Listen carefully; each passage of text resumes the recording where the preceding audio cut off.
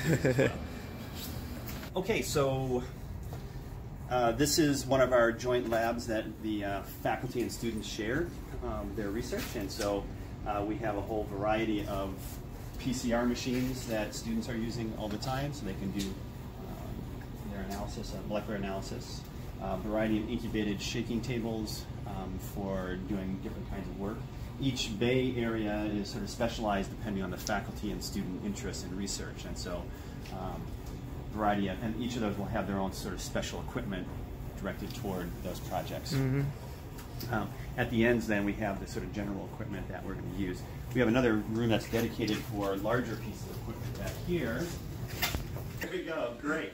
So in here we have our larger pieces of equipment. So we have a carbon, hydrogen, nitrogen analyzer, so a CHN analyzer right here that we use for doing analysis. And then next to that is a microplate reader for fluorometry and spectrophotometry.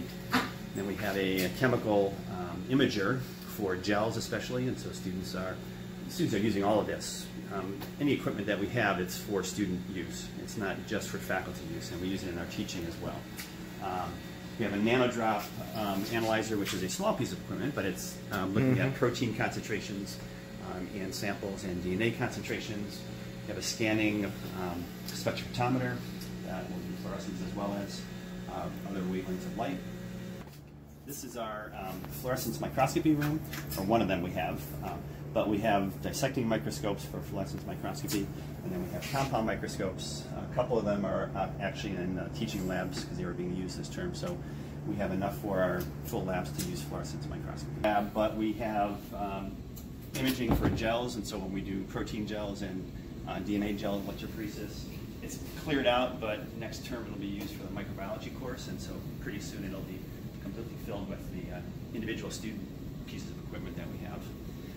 What we do is we have major pieces of equipment in between the labs so that in the lab you're not listening to the machinery running, and so we have these alcoves that we can sort of look through. So we have centrifuges,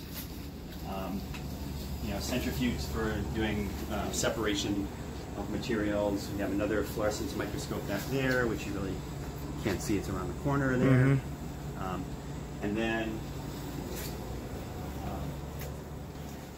large numbers of microscopes for this lab, which will be genetics next term, I believe.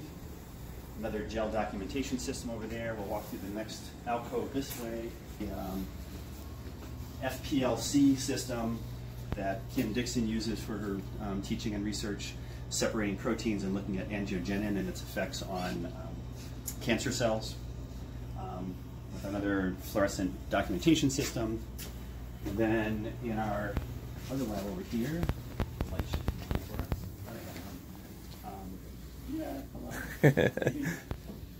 this is our physiology lab. And so student stations are set up. You can see the computers at the different stations, and those are set up so that they can do physiological research with the additional hardware that's put away right now, but for looking at blood physiology and changes.